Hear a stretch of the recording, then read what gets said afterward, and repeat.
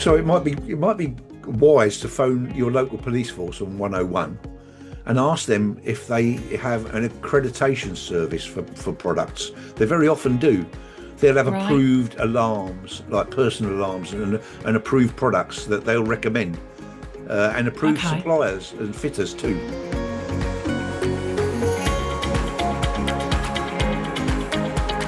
Right, good afternoon, everybody, and thank you for joining us on today's Dementia Adventure Facebook Live session. I'm so pleased that you're able to join us because we've got a familiar face back with us today. We've got Pete joining us because we're going to be unpacking safety and we're going to really be talking about what this means, what it looks like, and the importance of it as we're supporting somebody through that journey. So, over the next half hour, we're really going to unpick what safety means in the context of dementia. And we're going to talk about some digital options, some anonymity, and some practical things that we can do from the home. Plus, we're going to be mentioning a couple of helpful resources. All of what we talk about today will come out to you after today's sessions. Any links that we discuss will be shared with you. So, as usual, please do ask any questions that you've got. We will do our best to answer them between us, won't we, Pete? We'll do our very, very best. But if we don't get to them in today's session, we will come back to you, I promise. But let's get started. Pete, just do a quick introduction. Tell us about yourself, please, and why you've joined us today. Right. Well, hello everybody. Yeah, I'm Pete Middleton. I guess my only specialism is the fact that I'm living with a diagnosis of young onset dementia and have been for just about 7 years now. And during that time, I've encountered lots of wonderful things and lots of barriers too. So I'm here to I don't know, give you the benefit of my learned knowledge. Pete, you're incredibly modest because that is not by any means your only expertise. You also do, I know, have a background of working with the police, which also really helps when it comes to this conversation because I think you're in a very unique position of being able to talk to us from both sides.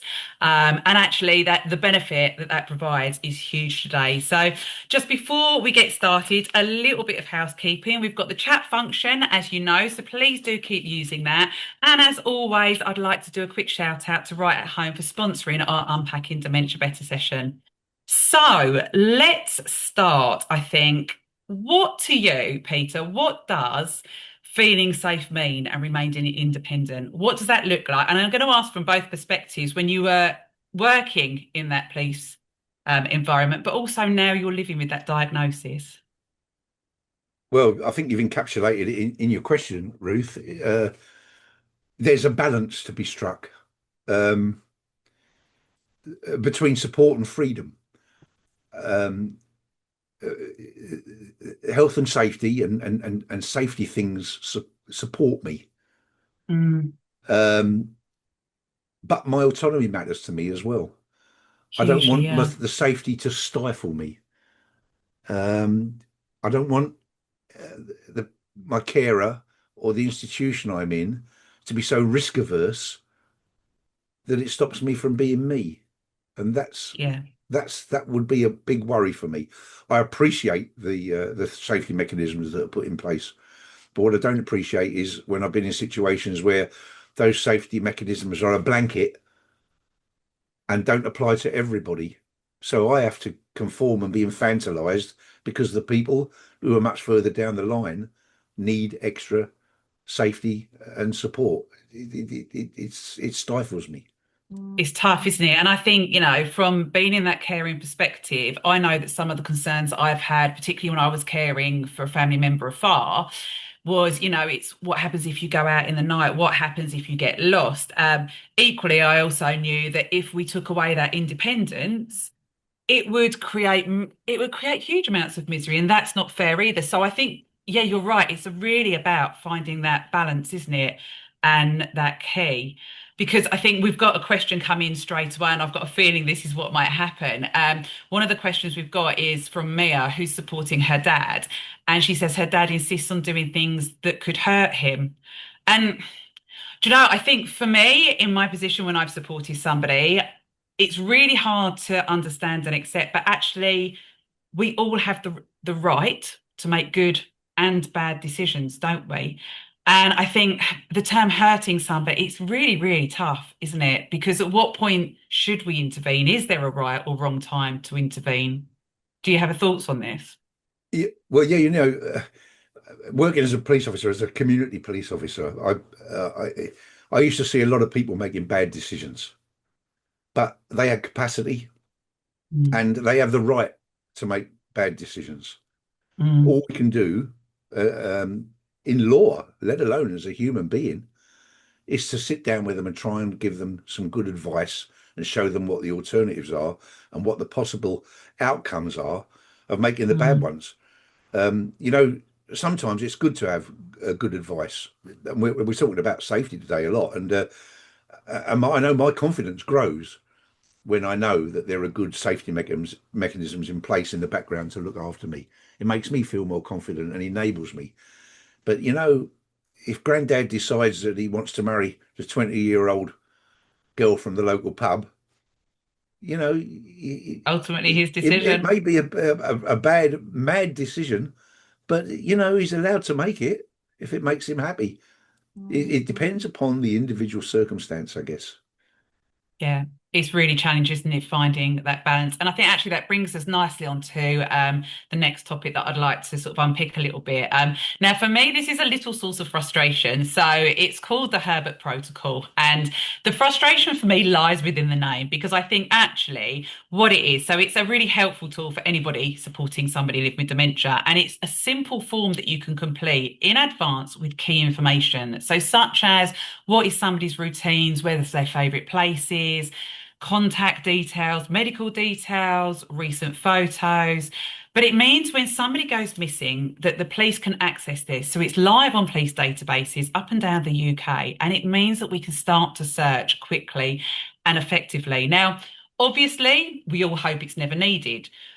But it's better, in my opinion, to have it in place, even if somebody hasn't started to take those unplanned adventures, just in case. Because if we never need it, we don't have to worry about it. Because I think before we went live, we were talking about managing at crisis point and what that looks like. And actually recalling the information about the person that's in your life, it's really hard to do because if that person isn't where they're supposed to be, obviously you then worry, you're full of anxiety. And, when somebody's saying to you, but where are they likely to go? It's really hard to pinpoint what that might look like. But have you ever come across, have you ever used the Herbert Protocol? Is it something you've got in place, Peter? It's something I definitely have in place, and for my wife too.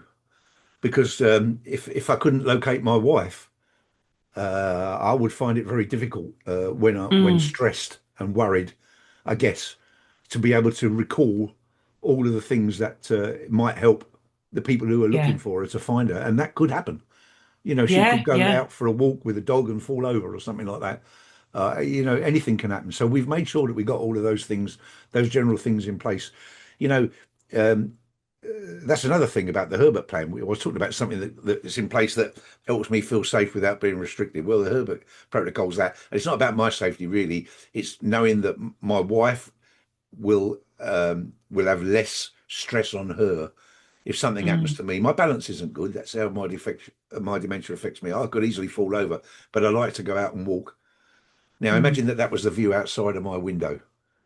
It's freezing cold. It's getting dark. I haven't come home. Now my wife is going to be out of her mind with worry. So police officers will come to the door, and I've been in that police officer's position too. And yeah, I need to get that information as quickly as I can because that person who's missing, their life may well be at stake. It's getting very yeah, cold now. It's a life-threatening situation. On the other hand, I can't bully the person into giving me that information because I can see that they're distressed. It's an awful situation. And the Herbert yeah, Protocol means that doesn't need to be. Information like my routines, the places I like to go, the name I like to be called, perhaps anything that's going to help to locate me, it yeah, will be there. Now, my wife will still have some things to say. For instance, maybe what I'm wearing that particular day. That sort of thing is helpful. But it's a starter for 10, and we can get straight out and start looking. And that may yeah. make just the difference between someone being alive and dead. It's such an important document. Yeah, absolutely. And I think, I mean, we've had quite a few questions come in as we've been talking. Should we fill it out before it's needed, or is it only in an emergency? For me, I think, yeah, fill it out before it's needed. If it's filled out and never used, you've lost nothing. Whereas if it's filled out and you do need it, you know it's there, the police will know it's there, and it's better to have. Also, I think it's like it is quite a helpful document as well, just to keep updated because it is those little reminders. And I think it's really empowering, isn't it? For, to be able to work with somebody and talk about actually what do you want people to know? So how would you want people to approach you? In my line of work, we talk a lot about advanced care planning. So actually working with somebody with a diagnosis to say, what do you want? What does, support look like for you? What does avoiding risk look like for you? Because I think there's definitely a discrepancy between somebody when you care for somebody, and actually it's like we talked about, isn't it? Risk benefit over being risk averse. Yeah, very much so. And Maggie says, "What if my mum refuses to fill it out? Can I still do Mm, it?" Yeah, you do it, Maggie. You don't really need much of your mum's input at all. You know where she likes to go, where she doesn't like to go. You know what she likes to be called. You know any foibles that she might have. Uh, and yes, you know them. But when you're panicking yeah. like mad and the police come round, you might not forget them. And besides, if you have to fill it out, then it's taking time. Yeah. So if you've done it in advance, they can get straight out there. And you know what it's like. If it starts to pour with rain and it's getting dark, people's chances of survival go downhill. I don't like to be morbid, but they do. And we don't want Yeah, that to yeah, yeah. happen. Not at all. No, We want absolutely. to And I find think them and get Jeff's them home popped safe. in. Yeah. Yeah, no, 100%. And I think Jeff's also popped in about can you store extra photos or favorite places on it? And I think, yeah, you absolutely can do. Yeah. Good I know idea. there's a notes section. You can put as much in that or as want. I mean, I think the idea behind it is always, any detail is helpful, particularly when you're in high stress circumstances. But the more detail, again, the more useful it is for all involved. Absolutely. Yeah, 100%. So, put as much information as you'd like to in there. But again, if you are like Maggie, doing this on your own and kind of not doing it with that person you're supporting, then if you're not able to put loads and loads of detail in it, still something is always better than nothing. So, yeah, you just don't know when it's going to be needed, do And, you? and you know, Ruth, the conversation that you have, that my wife and I, my missus and I had a conversation while we are filling that in. That's really good as well because she can let me know that she's a little bit worried about me when I go out, Hmm. and she'd like it if I could be back half an hour before dark. All those little things that I don't think about because I'm away off on a, looking at birds and things like that. And so That's it. whatever's a bit of countryside, and that's being a bit selfish. So it helps to concentrate my mind as well. There are many good reasons for filling out a document like that, and they're not all about emergency. No, absolutely. And in fact, I'm gonna bring us on to the next section and I'm gonna ask you your views on things like technology because there is lots of technologies out there. Now, what we certainly aren't going to do on this session is recommend what sort of things are particularly good because I mean there's trackers out there from really expensive through to free apps. And I think personally in my experience, it's about trial and error. When I've used trackers in certain situations when my children are much younger, um, I've always had to sort of find what works for us. But what's your thoughts on those as a person with a diagnosis? How do What you feel? for when I'm out and about, Ruth? Yeah, Well, I always got my phone with me, which is a great aid for anybody finding me. But I've got a little app on there called Life 360. There are others, yeah, yeah, and my wife always knows exactly where I am, and it checks me in when I go to certain places that I frequent a lot, like the library and places right, like. So, and I still drive. So my wife is also, I think, she's going to be a little bit worried about, my safety when I'm yeah. driving. Although, I hope I drive safely, otherwise I wouldn't be doing it. But it'll check me in. She'll get a little bing when I arrive at the library. That's it. She's happy now. I'm at the library. And when I Yeah, leave the library, once again, the same thing happens. But it works both ways. So if yeah, my wife is out at work, I know when she's leaving her place of work. So that's great for me because it means I can start cooking. And when she gets home, she's got a hot meal on the table. And that makes me yeah, feel really good. So we track each other. And yeah, yeah. No, I absolutely I hear you. understand some people think it's Big Brother, but I think it depends on how you do it, anything like that, and how you introduce it into your life. Uh, Yeah, Other things are available. There are more uh, there's some bracelets, isn't passive there? things like Necklaces I've bracelets, seen. and they work well as Yeah, well. But once Yeah. again, people don't always like a bracelet. People don't want something on their wrist. You know, I've seen people further into dementia, and they just don't. If there's something there It's that not they're not comfortable comfortable with, anymore, they'll is it? chuck it out. Yeah. They I can mean, be I must rather. admit, in my experience, when I've worked with families who have used trackers, and particularly when it's been that two-way conversation, I think it's really supported that independence. Because ultimately, when we've had these conversations, often the anxiety is not around your ability to go out. It's more about what happens if something happens when you're out. You know, what happens if you get into difficulties? Yeah, I noticed Barbara said there are discreet ways to check if someone has fallen without making them feel watched. Well, yeah, there are. There are trip and fall monitors that you can Yes, fit inside your house. And actually, when you're out, you can buy a little tracker disc, just like a coin, that you could slip into the lining of somebody's coat or into their purse. Once again, you know, you feel sometimes a little bit bad doing that, but it depends on the situation, I guess. But that will help to mm. track where someone is as well. But yeah, there are triple fall monitors about, and we're getting much better at it now. Generative AI is providing means to notice that sort of thing better and better all the time. And I think, yeah, it's your personal circumstance, isn't it? I mean, what we absolutely wouldn't advocate is tracking somebody, you know, A, if it wasn't required. But if somebody has the capacity to have that conversations, we would always be encouraging that those are had for sure. Helena, yes, Life 360 is a free app. I think you can get paid versions of it, and that Yeah, I pay for it because yeah, it you get allows me to more, put don't extra you? bits and pieces in it. But it's only cheap. It's about £3 a month, I think, or something, or less than Yeah, that. yeah. So, and again, if you start having a look online, there is so many different options, and you will find one that's right for you, definitely. Stephen's asked us, should I lock the front door even if Mum gets upset? And again, I think it's a really tricky one. I find instead of locking the front door, particularly if you're living with somebody, I really like a door alarm because what it does is it notifies you, but actually you're not locking that person in. So, you know, if there's times of day when you know they like to go out, you'd expect them to go out. You don't necessarily need to put the door alarm on there. But during the night, for example, I think it can be really, really helpful to have that noise. You don't sleep through them. I mean, when they go off, they go off. They don't have to make a racket. And I think, you know, certainly when I've been in circumstances on supported holidays, we've had door alarms sometimes. And actually, that's allowed me, when I, you know, as a leader, to be able to sleep knowing if something, you know, somebody gets up in the night, I'm going to hear they've got up. But what do you think, Peter? Well, my house alarm system has door alarms built in, and at night time I just press a button, and that secures the house, but enables me to move around in it because it knows I'm in. But if a door Mm, opens, an alarm sounds.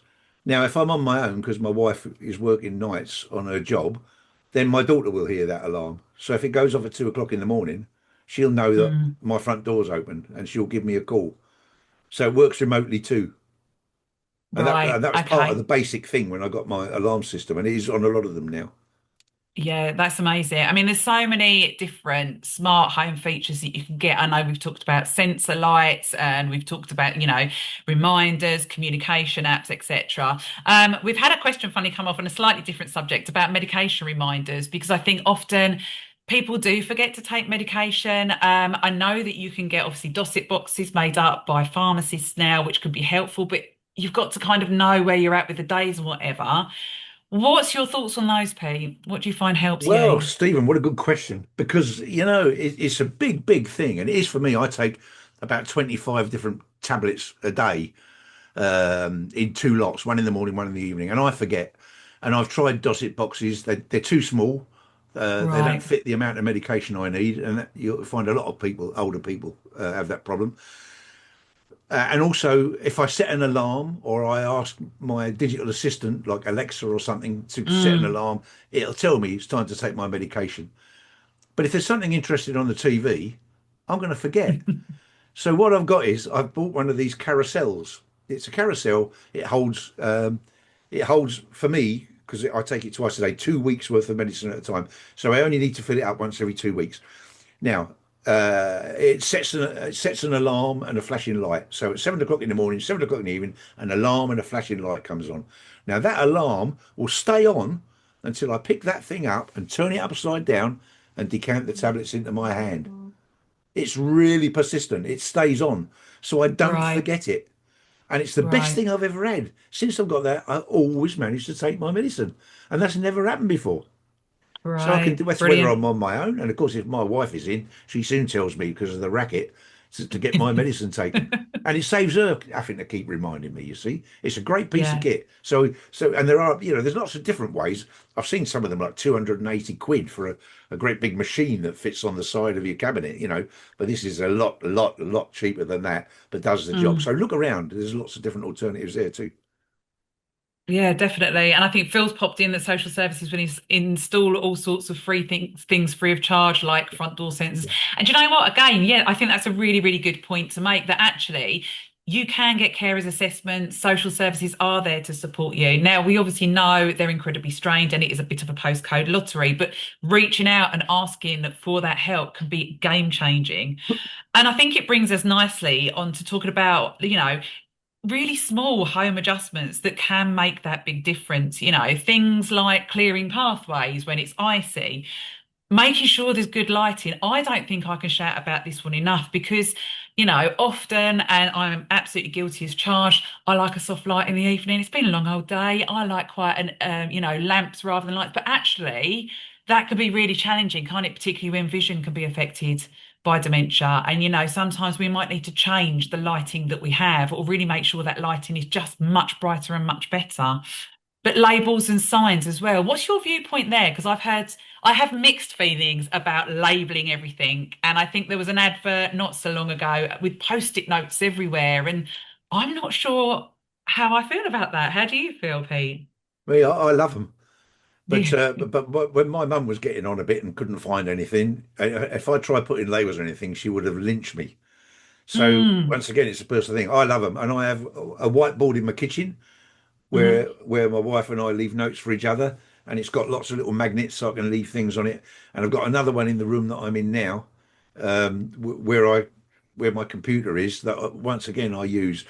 I'm all for reminders, simple calendars. I use Google calendars, but just because I always do, because I know my Hmm. calendar's on my phone and it's also on my desktop PC and everywhere I might need it. Yeah, but you're right. I think good lighting, simple things are the key. The good lighting is one of Yeah. them because we're all about Yeah. we want to stay independent, don't we? I know the time Absolutely. will come when I have to move into a care home. I'm not frightened of that. I'm quite looking forward to it in some respects. But until then, I want to stay independent as long as I can. So little Yeah. things like lighting are going to make that uh, a lot easier. And as Phil says, social services will install these bits and pieces in my house as well Yeah. because they know it's saving them money in the long run because it's keeping Yeah. them independent. Yeah, absolutely. Yeah. And Manish has asked, are there simple switches to make kitchens safer? Gosh, there's so many simple like switches and ideas. And you can get plug covers, can't you? You can get cupboard. They're not locked, so you have to just put your fingers in to kind of flick the cupboard open. But they can be really, really helpful, particularly if people are getting confused with where, certain items are going, or you want to keep certain Yeah. items out of reach for sure, definitely. But Yeah, this is a sort of technology that it's advancing so much. You go onto any online website and search for that sort of thing, and it's everywhere. But the key, as Manish says, is they've got to be simple. If these yeah. if these devices are too difficult to use, Mm. it's just really frustrating, and it's a horrible feeling when you encounter something that you can't do anymore. Yeah, yeah, absolutely. And I think, I mean, when we're starting to look for these things, it often feels quite overwhelming because there is so much out there on the market. My advice is generally to look, though, you've got the Alzheimer's shop, and I'll make sure the link gets popped on the chat after today's session. And they just have, it's a really good place to look and see what ideas are out there. And then often what I've done is taken that search a little bit further. So gone back to Google with that idea because sometimes it's not quite right for the situation I've been in.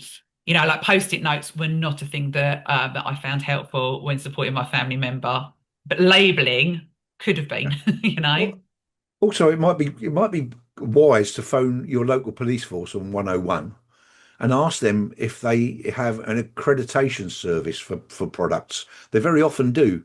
They'll have Right. approved alarms, like personal alarms, and approved products that they'll recommend, and approved Okay. suppliers and fitters too.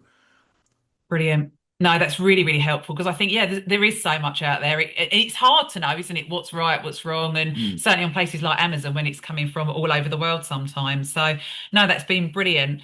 Um, when it comes to emergency planning and staying prepared, I think obviously we've touched quite heavily, haven't we, on the Herbert Protocol, but do you find there's any other documentation that is helpful? Do you keep a list of contacts on there? Is there any like strategies that you've got that have really worked for you? Or is it just really just making sure that you've kept on top of that Herbert protocol and that's always in place?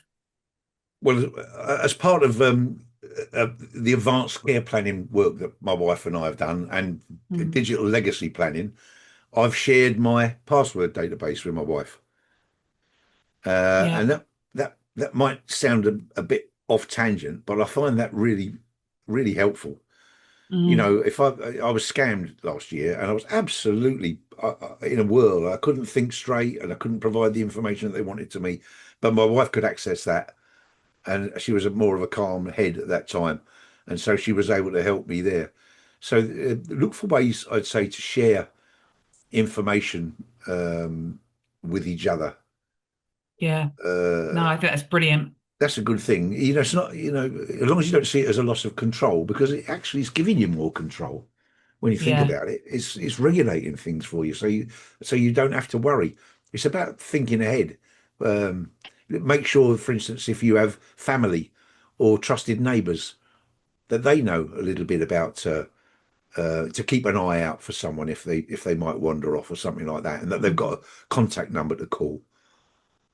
Yeah. You know, But I think what I'm hearing throughout this whole conversation that actually what's been really key for you and really important is having those conversations and having those quite frank, open conversations. So you are included in this process and this is moving at a speed that works for you. This is not your wife deciding that she needs to keep you in and keep you safe, etc. It's been really, hasn't it, something that you've worked on together that's empowered you to feel how you do. Is that very much so. correct? And I also got one of these. Oh, what is that?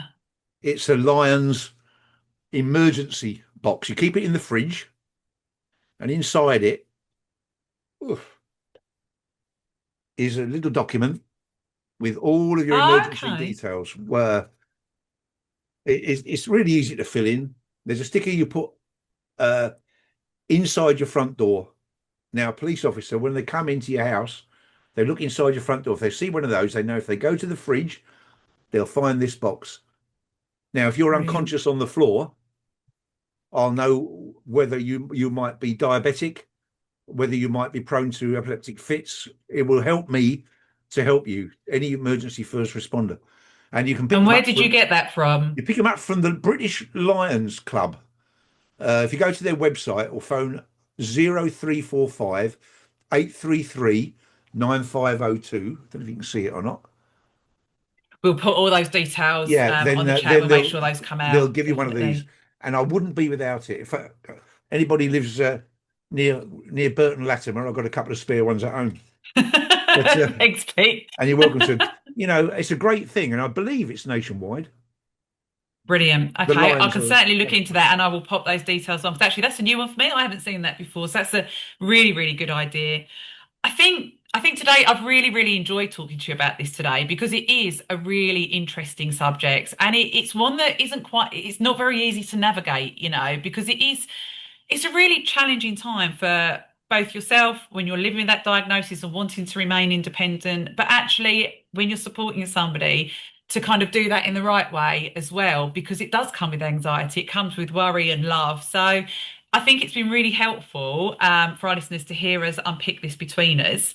Um, Before we round up today's session, is there any lasting message you would like to leave with people? If you could say anything to people about supporting that independence for somebody with dementia, what would your message be?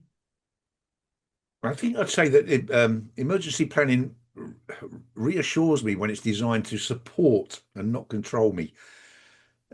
Knowing that there are clear steps in place, you know, like the Herbert Protocol, if I was to go missing, or having emergency contacts and medical information easily accessible, that gives me peace of mind. It helps me feel safe because I know that other people can act quickly to keep me safe, and I know that that will also reassure my wife too. Uh, And listen, I know where I am on my journey, and most of the burden falls upon my wife, and I want to make that as light as possible. And if I can do that by being a good boy and actually helping her to help me, then Yeah. that for me that's the best thing in the world. And knowing that those things are in place builds my confidence, and actually that enables me to do more because I Yeah. know that all the background, all the backdrop is in place, all the support is in place already. So I can be a little bit risky because I know that Brilliant. somebody's watching over me, and that's a good feeling. Yeah. And I think ultimately it is remembering that safety isn't just about reducing risk, because it really is preserving dignity, confidence, and that quality of life, which is just essential for all of us. So, thank you so much to all of you who've joined us. I hope you found it as interesting and as helpful as I have. We look forward to seeing you again on our next session. So, if I don't see you before, have a great Christmas. It's heading up to that time of year, but keep your paths cleared and go out, enjoy yourselves. Thanks, Peter. Really appreciate it. Bye bye.